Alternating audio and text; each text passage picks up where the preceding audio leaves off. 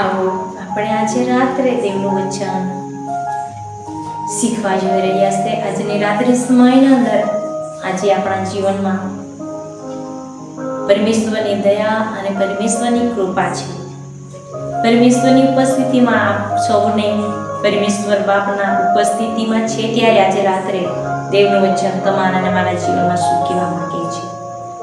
પરમેશ્વરનું વચન એમ કહે છે, નિર્ગમન એનો 2 અધ્યાય અને 1 થી 10 કલમ સુધી જ્યારે આપણે વાંચીએ છીએ તો ત્યાં એવું લખવામાં છે કે બાળ મૂસા એક બાળક હતું અને ત્યાં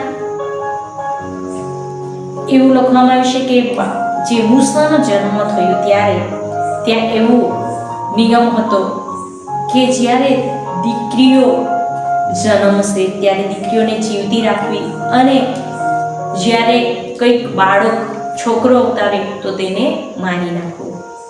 પરંતુ જ્યારે મૂસાનો જન્મ થયો ત્યારે મૂસો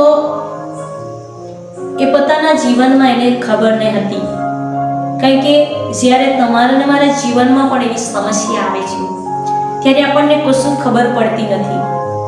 મૂસો બાળક હતો, એ પોતાની મા સાથે 3 મહિના કેવળ 3 મહિના રહ્યો અને ત્યારે મૂસાની માએ, કારણ કે એ મૂસાના સમયમાં એ બાળકને મારી નાખવાનો નિયમ હતો અને એની મા પોતાના બાળકનો મૃત્યુ જોઈ ન શકે એના માટે એણે સંતાડી રાખ્યો અને ત્યાં એ અશક્ય હોવાના લીધે તેણે ત્યાં એ પોતાના બાળકને છુપાવી રાખ્યો હતો.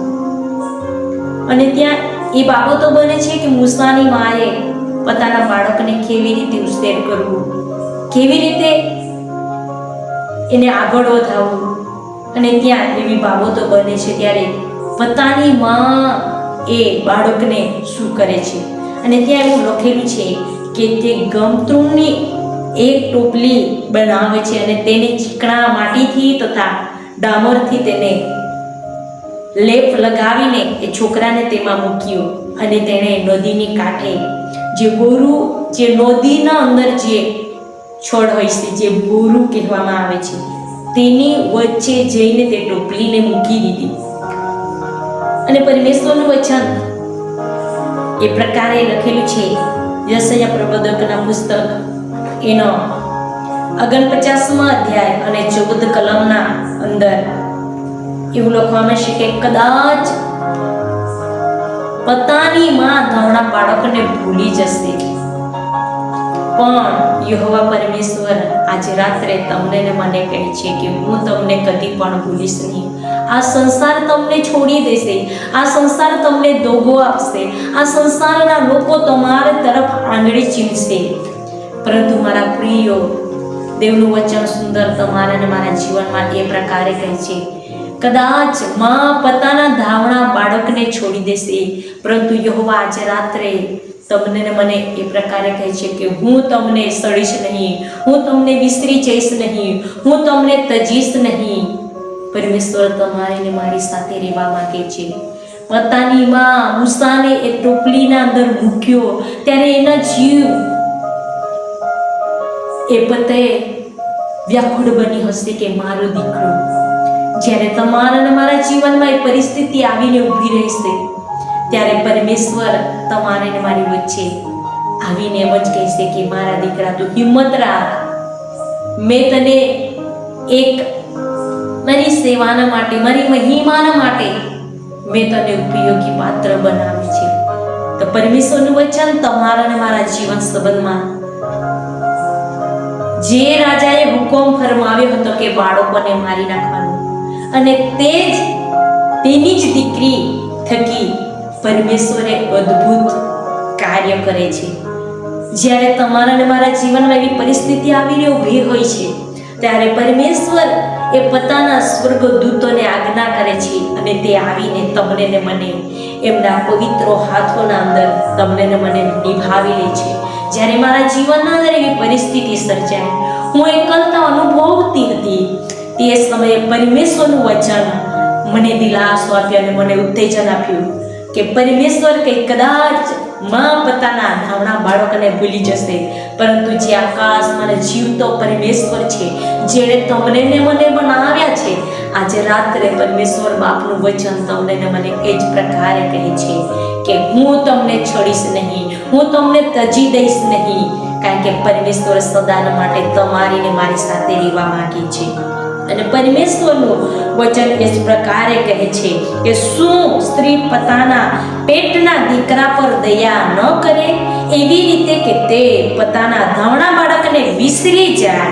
હા, કદાચ તે વિસરીને, પરંતુ હું તને વિસરીશ નહીં, કારણ કે પરમેશ્વરનું વચન એ પરમેશ્વરે તમને ને મને એના હથેળી પર કતરી રાખ્યા છે. અને પરમેશ્વર આજે રાત્રે એ વચન દ્વારા તમારી ને મારી સાથે એ જ કહેશે કે દુનિયાના લોકો તમને છોડી દેશે, તમારા પરિવારના લોકો તમને છોડી દેશે, પરંતુ પરમેશ્વર પર વિશ્વાસ રાખો કે એ પરમેશ્વર તમારી સાથે છે. જે મૂસાને પોતાની માએ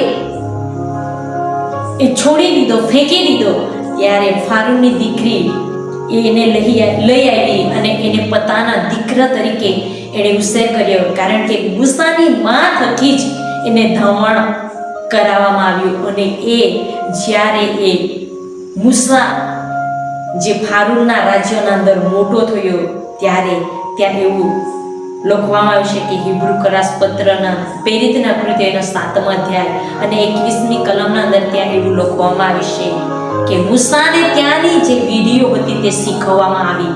અને ત્યાં એવું લખેલું છે કે મૂસો હતો એ હરેક કાર્યમાં એ સફળ થતો ગયો, અને જે તેને શીખવવામાં આવ્યું તે તેને શીખ્યું. અને મૂસો એવું લખેલું છે કે 22મી કલમના અંદર મૂસાને મિસ્રીઓની સર્વ વિધિઓ શીખવવામાં આવી હતી. તે બોલવામાં ચાલવામાં તે હોશિયાર હતો, તથા કામ કરવામાં પરાક્રમી હતો, કારણ કે પરમેશ્વરે તેને ઇઝરાયેલ પ્રજાને છડાવવાના માટે એનો બચાવ કર્યો હતો. આ સંસારના લોકો હરેક વ્યસનના અંદર સપડાયેલા છે, હરેક પરિસ્થિતિઓને સપડાયેલા છે, હરેક પ્રકારની વિપત્તિઓમાં પડેલા છે. એવા બાળકોને છડાવવાના માટે આજે રાત્રે પરમેશ્વર તમારો ને મારો ઉપયોગ કરવા માંગે છે. જે મૂસાનો બચાવ કર્યો, તેવી જ રીતે પરમેશ્વર પોતાના સ્વર્ગદૂતોને આજ્ઞા કરે છે અને તે તમારી ને મારી પાસે આવીને પરમેશ્વરની હજુરીમાં તમને ને મને લઈ જશે. અને આજે રાત્રે એ પિતા તમારે ને મારે સાથે એ જ વચનની સાથે તમને ને મને ઉત્તેજન આપવા માંગે છે. અને પરમેશ્વરનું વચન એમ કહે છે કે આ દુનિયાના અંદર જ્યારે આપણે જીવી રહ્યા છે, ત્યારે તમારા ને મારા જીવનમાં સમસ્યા છે, તમારા ને મારા જીવનમાં એવી મુશ્કેલીઓ છે, પરંતુ પરમેશ્વરનું વચન એ જ પ્રકારે કહે છે કે હું તમને છડીશ નહીં, હું તમને તજી દઈશ નહીં, હું તમને વિસરી જઈશ નહીં, કારણ કે પરમેશ્વરનું વચન એ કરારનો પરમેશ્વર છે. તે તમારા ને મારા જીવનમાં એક નવી આશા અને નવી કૃપામાં તમને ભરપૂરી કરે છે. અને આજની રાત્રિ સમયના અંદર પરમેશ્વરનું વચન એ જ શીખવે છે કે આપણને પરમેશ્વરે એમના મહિમાના માટે જે બંદીખાનાના અંદર છે, બંદીખાના યાને કે હરેક મુશ્કેલીના અંદર સપડાયેલા બીમાર વ્યક્તિઓ છે, તેઓને સુસમાચારના માટે પરમેશ્વરે તમને ને મને પસંદ કર્યા છે કે આપણે એક પરમેશ્વરની હજુરીમાં એવા બાળકોની માટે આપણે પ્રાર્થના કરીએ, તેઓની આજીજી આપણે તેઓને માટે વિનંતી કરીએ કે પરમેશ્વર તેઓને છડાવે, પરમેશ્વર તેઓને છુટકારો આપે. અને આજના વચન દ્વારા પિતા પરમેશ્વર તમને ને મને આશીર્વાદિત કરે. એના માટે આવો આપણે ટૂંકી આરાધના કરીશું અને આ ક્ષણમાં પરમેશ્વરને આપણે ધન્યવાદ આપીશું. ઓ હાલેલુયા, ધન્યવાદ યેશુ, ધન્યવાદ.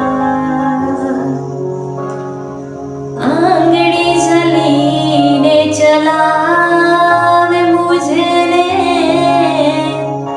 आंगड़ी जलीने चलावे मुझे, आंगड़ी जलीने चलावे